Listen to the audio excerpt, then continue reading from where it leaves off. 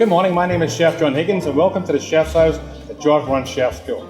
Today we're going to be talking steaks and how to grill that perfect steak on the barbecue. First rule of buying a steak is to have a good butcher. A butcher you can trust is one of the best investments you can possibly have. One of the things is to buy the correct cut of meat for the dish. For instance here, my favorite is flank steak. Flank steak has got a lot of flavor, a lot of connective tissue and very, very tasty.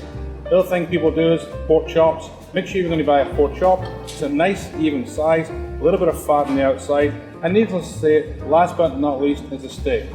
Get the butcher to cut the steak when you're there. You don't want a steak that's been lying in the fridge for 2 or 3 days, wrapped in saran wrap. So a nice fresh piece of steak. Another thing you want to do when you look for a steak is nice even marbling.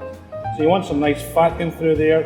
I like a little bit of fat on the outside because there's nothing better than when you're cooking a steak, that wonderful, luscious, tasty flavor of the fat. Just a little bit of fat is good. You can always cut the fat off. Secrets of barbecuing as well is to make sure when you're going to cook the steak is out of the fridge for at least 20 minutes. The reason being it gets to room temperature. But when that steak is on the barbecue or on the grill, what happens, it cooks much more evenly. The other thing I like to do with steaks is I like to use different blends. I don't like to put a lot of this, I call it glue on the steak.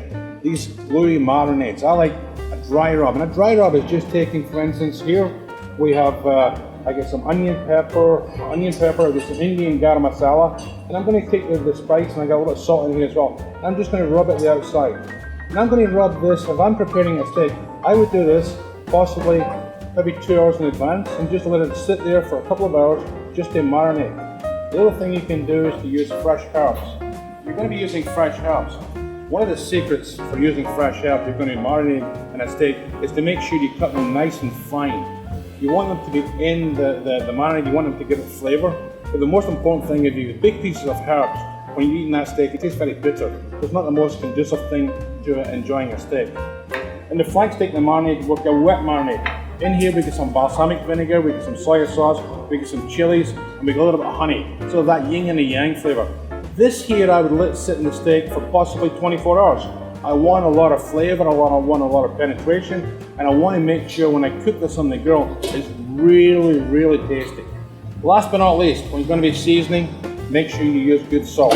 Personally, I like to use either good kosher salt, or my friend from England is Malden salt, a nice sea salt. Makes it very, very tasty, rather than just putting an iodine salt in the steak. Steak is the steak is the showpiece. You know, really, that's the center of the plate. It's going to be the prime. This is the first base. Let's make sure we treat the steak with a lot of respect. TLC, tender loving care, makes a better steak on the plate.